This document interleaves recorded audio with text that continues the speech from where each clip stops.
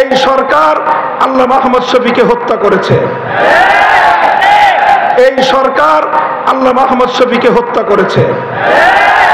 কেন করেছে?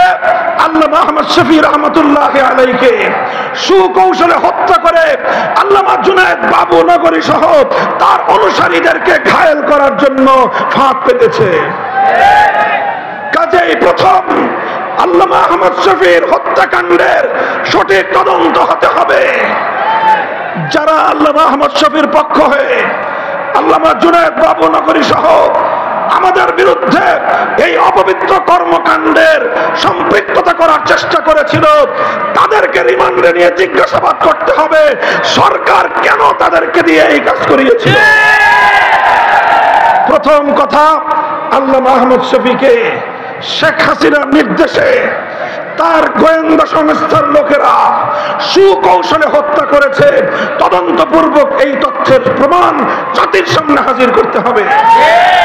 2 নম্বর, দ্বিতীয়, আল্লামা আহমদ শফীর ইন্তেকালের পর শেখ হাসিনা এবং তার গোপন পরামর্শদাতারা -3 ফর্মুলার উপর চলেছিল। কয় -3 করতে চেয়েছিল। প্রথম মাইনাসের তালিকায় ছিলেন নূর হোসেন কাসেমি রাহিমাহুল্লাহ, দ্বিতীয় মাইনাসের তালিকায় ছিলেন আল্লামা জুনায়েদ বাবু নগরী রাহিমাহুল্লাহ, আর তৃতীয় মাইনাসের তালিকায় ছিলাম আমি অধম মামুনুল হক।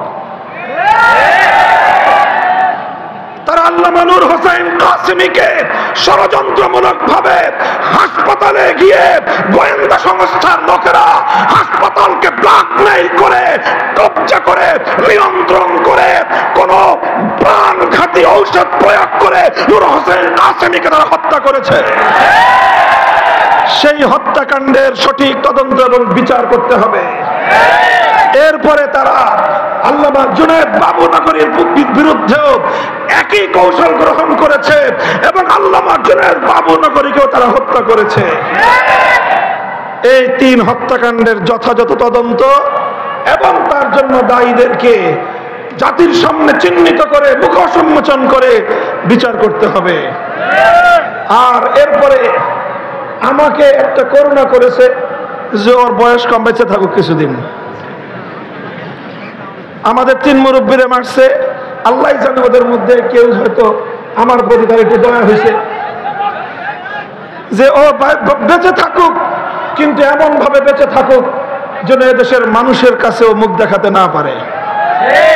আমাকে জনগণ থেকে বিচ্ছিন্ন করার পায় তারা চালিয়েছিল। আমি পরিষ্কার ভাষায় বলি, 2021 সালে 3রা এপ্রিলের পর আমার বিরুদ্ধে যারা যারা কথা বলেছে, যেই রূপেই বলে থাকুক, যেই আকৃতিতেই বলে থাকুক, তারা সব উপরোক্ত 3 হত্যাকাণ্ড সহ আমার বিরুদ্ধে ষড়যন্ত্রের সঙ্গে জড়িত ছিল। ব্যাপারটাকে কেউ আমার ব্যক্তিগত বিষয় হিসেবে বিবেচনা করবেন না। আমি ছিলাম 3 জনের একজন, আহাদুস সালাসা। আমি ছিলাম 3 জনের একজন। আমার 2 পূর্বসূরীকে হত্যা করেছে, আমার আল্লামা আহমদ শফীকে তারা হত্যা করে আমি যেন এদেশের ধর্মপ্রাণ মুসলমানদেরকে নিয়ে এই ষড়যন্ত্রের বিরুদ্ধে রুখে দাঁড়াতে না পারি, এজন্য আমার বিরুদ্ধে এমন ষড়যন্ত্রের বীজ তারা বুনেছিল, এমন ষড়যন্ত্রের চাল তারা বিছিয়েছিল যেন ভবিষ্যতে আর কোনোদিন কেউ মামুনুল হক হওয়ার স্বপ্ন না দেখে। মুহতারাম হাজিরিন, আমার কথা আর বেশি কিছু নয়। এই 4টা ঘটনা একই সূত্রে গাঁথা। আলেম সমাজকে বলবো, সরল হওয়া ভালো, এত সরল হওয়া ভালো না। আলেমদেরকে বলবো, সরল হওয়া ভালো, এত সরল হওয়া ভালো না।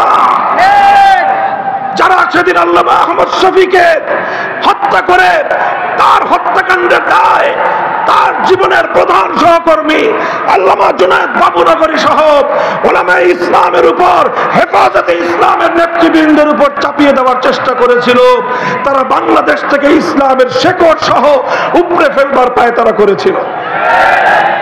কাজেই এগুলো সুন্দরভাবে, এগুলো যথাযথ তদন্ত এর স্বরূপ উন্মোচন এবং এর সঠিক বিচার এই জাতি প্রত্যাশা করে। কথা বলেন ঠিক না বেঠিক? ইনশাআল্লাহ আমরা ঐক্যবদ্ধ আছি।